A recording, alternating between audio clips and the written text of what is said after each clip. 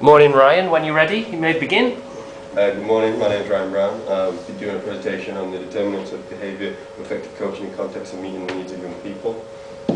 First slide is my learning outcomes. So to demonstrate the knowledge of determinants of an effective coach, learning objective 2 is to present, evaluate and interpret principles in current coaching practices and evaluate the needs of young people as they participate in sport. So what makes a great coach? Many characteristics make up a good coach and a coach that is effective. Leadership is to help your team achieve their most potential and bring all your different kind of players together and just reach for your aim and your goal, and that is what being a great leader. Knowledge, you've got to have the knowledge of whatever sport you are trying to coach, whether that be in-depth skills or just the fundamentals depending on age difference. And you've obviously got to know, coaching skills, coaching styles to fit this sport, teaching points, everything like that. And motivation, you've got to be able to inspire everyone who's involved in your session or team, inspire each athlete individually and get the most out of them and have a positive attitude, just like when you come to work. Also, you've got to know each athlete individually. You've got to know the way they react to different things. Maybe some people don't like to be taught in an autocratic way. Maybe some people don't like it in a democratic way. It depends. You've got to kind of mix it all up and fit the needs of everybody. Or if you do need to, get some one-to-one time with each player if you have the time. You've got to have consistency, which is important in every sporting body. Winning games on the bounce, having some form, making things flow, and just all around making all your sessions come together and making it enjoyable, but also having an aim and reaching that aim. And communication skills, which is probably the most important. A great coach would have effective communication skills. We would be able to come into a noisy classroom, noisy hall, sit everybody down, with minimal effort, minimal time, and get everyone to listen to them and then take it in. And just, even when on the field, when everyone's playing around, it's a windy day, you've got to be able to project your voice, just let everybody know that you want them to stop, stand still, and listen to you. I think that's one of the most important things in being an effective coach. So coaching philosophies. A coaching philosophy is what makes up you as a coach. So your attitude towards coaching, the way you do things, the way you move around, the way you coach. People recognise your coaching philosophy from what you do, your drills, the way you reinforce your key points, your teaching points, and everything like that. And coaching philosophies can change over time with new things you pick up, you pinch from other people and everything like that. New things you learn from others. And it's just like, you may see a drill that is great, you can just take it, tweak it a little bit and make it your own, and then that makes up your coaching philosophy. And there's two different types of coaching styles that I've wrote down here. There's democratic, which is the one that guides the performer, and it's like everyone gets a say on this one, so it's an open discussion kind of coaching style. And there's autocratic, which is the more bossy one, where it's the coach says this has to happen in this way, no bones about it. And they both have the positives and negatives about them. Autocratic, it provides strong motivation for the manager. He feels like he's in charge, the coach feels like they're in charge, this is their session, this is how it's going to run. And complete control over things, so nothing gets out of hand. If the coach has the best knowledge, everything happens in the best way. And it can often lead to complete objectives. If the coach feels like they need to get to this objective, it'll happen. If they do it in an autocratic way, it'll happen short and fast in the way they want.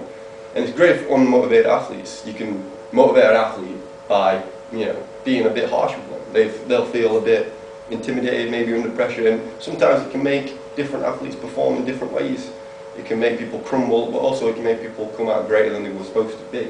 But the negatives of autocratic is it can be stressful on the athletes as well. Like I said, people act in different ways. So you could be all autocratic with an athlete and you could feel like, oh, this is not for me. I don't like the way you're speaking to me, I don't like being told what to do, and just crumble. And the feedback you would get, the feedback you would give to your athletes wouldn't be that planned. It'd just be, you've done the session here, and it would be more like, if it's done your way, it'd be like, oh yeah, this is great feedback because everyone's doing it the way I want to do it. I feel like this is a great coaching session. But then the athletes don't get a chance to tell you how they feel it went. If they brought in, like, depending on anything, if they've learnt anything. So the democratic is decreases tension between the athlete and coach. So feel a bit informal, but sometimes, you know, people like that one-to-one kind of thing feel like they're on the same level with the coach, you know, feel like they're friends in a way. They all have an input to contribute to things, so kind of a Q&A kind of thing. You say it's the how did you think that went, and they could just be like, yeah, I think it went well. Or sometimes even, this wasn't for us, we didn't enjoy that, we didn't really learn anything from it. And then that's where you go back, you rebuild, and you go again. And you know, you learn to fit their needs. And it can make an athlete feel empowered and make them feel like they're actually a part of this team. You know, they actually have a say, so they're not just hiding away in the corner as if to say, you know, he's in charge, and then talks to the captain or whatever, then that's it.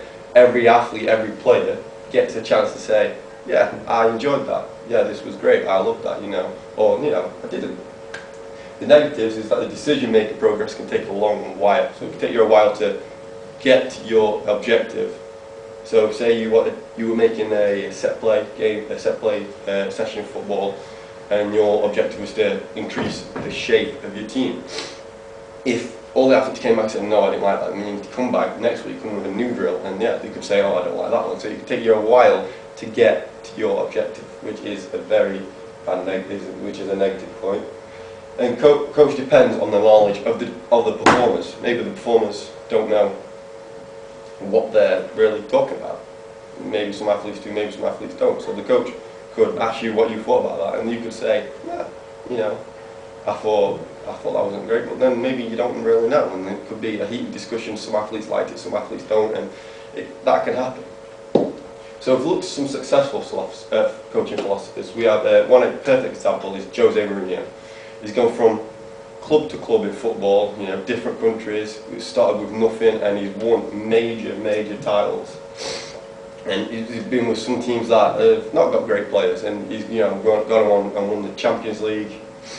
And then he's come to Chelsea, done it with nothing, come back, done it again, and he's been to Real Madrid, done it again. He's done it in so many different countries, so many different kind of players, and you just wonder how he gets this. And there was a quote from the Mirror, and it said that Jose Mourinho describes his coaching philosophy as a global method. So he's been all these different clubs, different players, different places, and what he's done is kind of just taken everything on board, and he kind of has the needs to fit every athlete now, because he's been with so many. So you could walk into any dressing room, being that, you know, it's a rowdy dressing room, and on Life's Travel Life, they'll get on board, they'll do that, and or maybe it's just one where you're a struggling team, needs to come down and clamp down on things. You know, it needs to be democratic, it needs to be autocratic. He can do it all, Jose Mourinho. And the needs of young people in sport. So sport is a big part of a child's life. We all know that. You need to, it's at least 2 hours of sport every week in every primary school. But do all children want to be involved in sport? Or do they have certain sports forced upon them? You know, if you grow up in a football house, like I did myself, I grew up in a house where my dad liked football, my brother played football, I played football. I didn't, you know, from now I see that as normal, but maybe as a child I didn't want to do that. But I seen everyone else doing it, so I thought it was, you know, the norm. The argument is, if a child was not introduced to a sport, would they still pursue it? Would they still see that sport in 5 years' time of not being being forced upon them and still think, yeah, I want to do that? So why do kids do sport from a young age? Obviously there's the PE in school, but there's also PE in school and the teacher's influence. Maybe a teacher would just want to say, you know, it's an easy lesson, here's a football, go play, here's a basketball, go play, you know, run around for a bit. Because there is a lot of, you know, laid-back teachers like that. They just chuck you some equipment and say, go do that, and it could be the same every week, and then you just get used to playing this one, and you don't progress in other areas. You know, you could go to a secondary school where they love to play all different kinds of sports, and you're like, oh, I only know how to play basketball. That's all I've done. And then there's the parents forcing the sport upon them. Not more or less forcing because they don't, you know. Some parents are like, you know, you're going to play football for the rest of your life, you know. I did it, you know, brothers did it, my granddad did it, or whatever. Or they could be them not even knowing they're doing it, you know. You could be a Saturday afternoon tradition, or family sits around the TV and watches football. And as a child, you grew up doing that, and then you've watched it and you've enjoyed, you wanted to play it, and you've enjoyed watching it, so it becomes one of your greatest sports. And then there's obviously gender.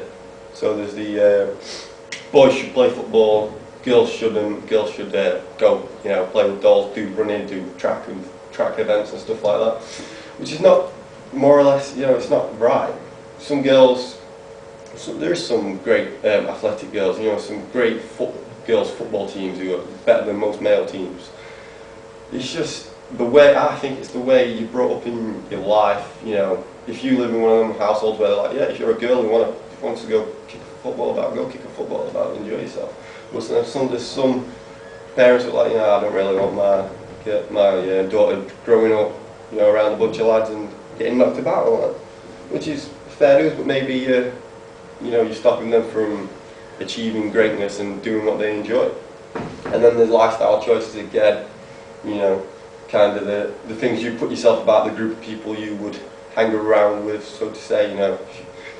You're going to hang around with a bunch of people, a bunch of jocks who love to play football or whatever, you'll do that. That's what you'll grow up to do. Or if you hang around a bunch of people who don't, more or less not interested in anything, just like to hang about and chilling, then that's what you're going to enjoy.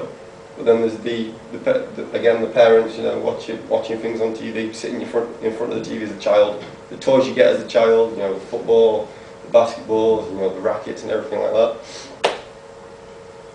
Which can also affect the way you grow up in sport.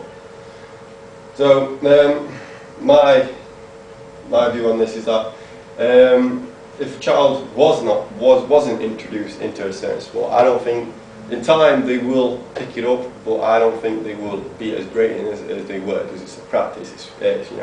It's just repeating stuff to get better at it. So say Cristiano Ronaldo as a child, he would have loved football, he would have played football, he would have done it, but he wouldn't have done that without an influence from someone around him. He wouldn't have just decided one day, I'm going to kick this ball around and then I'm going to do it again and again and again and again. He would have done it with somebody with him, and they would have coached him through it, and then he would have got, as he got older, he would have been like, yeah, this is the thing to do, and he wouldn't be as great as he was today without starting at a young age.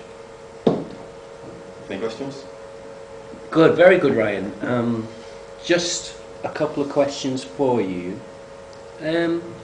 Looking at Learning Outcome 3, evaluate the needs of young people. Do you think that sport has a role to play in their physical development? And what are the positives and negatives that sport has for young people and their physical development? I think as a physical development, obviously you can be more physically fit if you play a lot of sport. So I think in a way it clears your mind a lot more as well. There's a lot of people who, can be stressed out and had a bad day, and they go to the gym and then they come out and they could be, refreshed, feel great about themselves. I think as you grow, you grow to fit your sport. So as a basketball player, if you're forever, stretching to dunk it, stretching to shoot hoops or whatever, I think you're gonna physically build yourself to do that. You're gonna practice, and you're gonna that's your aim, that is your objective. By the time you are playing at a great level, you're going to be able to dunk it. You are going to be able to, shoot a 3-pointer or whatever. I think that is the physical development in sport. Say you play football from a young age, you are going to be able to bend that ball in the top corner, no matter what. You're going to be able to sprint, 50 yards past somebody. Right. That is great. Just one more for you. Looking at communication, leadership, and the things that determine coaching, where are you in your practice, and which bits would you really like to develop from the things you've talked about? I'd really like to develop my motivation, which is a very important part, because I feel like with times we've gone into like Abercrombie School and we've done like little coaching sessions, I don't feel like I motivate the people and around me, and I think it's time to be a bit more bubbly and fit the motivation for the people you are coaching. If you're coaching a bunch of rowdy children, getting there and turn that rowdiness into, like, you know, positive rowdiness, get them pumped up about what they're going to do. And also I think my communication skills are lacking a bit. Don't really get across my coaching points. I mean, with the shouting over, you know, and overpowering people who are, you know, making a lot of noise, I can do that fine, but I think it's more the getting your aims across by the end of the session. I think that's what I struggle with. Excellent. Thank you very much for your time.